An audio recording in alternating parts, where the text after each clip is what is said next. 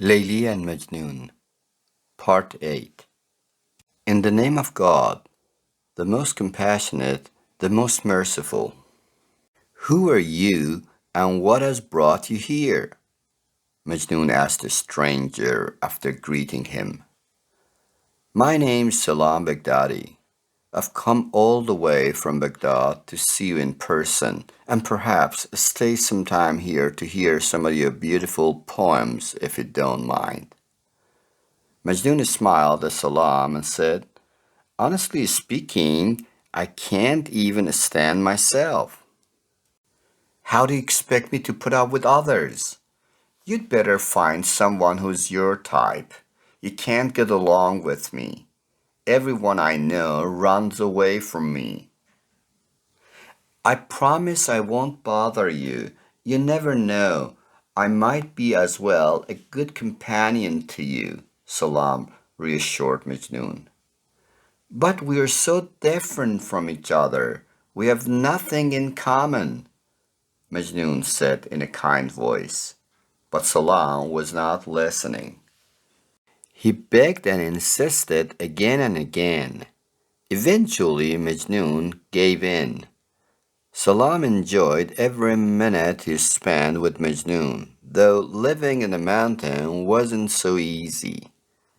He got really upset when he saw Majnun was not eating or sleeping much. So one day he decided to have a word with him. I was once like you, madly in love. When she left me, I felt so heartbroken.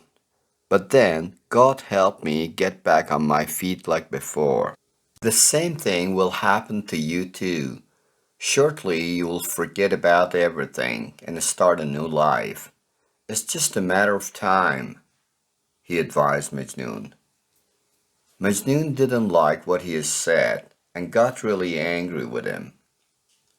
Who do you think I am? Someone who is after his petty desires in life? Or perhaps you might think I'm out of my mind, a drunkard who is looking for his own pleasure in life.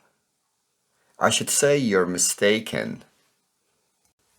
My love for Leili is not a passing one which can be forgotten in course of time. You've got to watch what you say, Majnun said firmly. Salam apologized at once for his rude behavior and promised he would never speak to him like that again. Salam didn't stay in the mountain for so long, because once he ran out of his food supply, he said goodbye to Majnun and headed towards his hometown to recite Majnun poems to lovers. Days passed into weeks and weeks into months. Majnun was lonelier than ever. Meanwhile, Leili wasn't feeling well. Her husband, Ibn Salam, had passed away after a long sickness. She was crying all the time. She kept weeping for her husband who didn't get so lucky in life, for herself who lived in shadows, and also for Majnun who left home and was still wandering in the mountains with animals.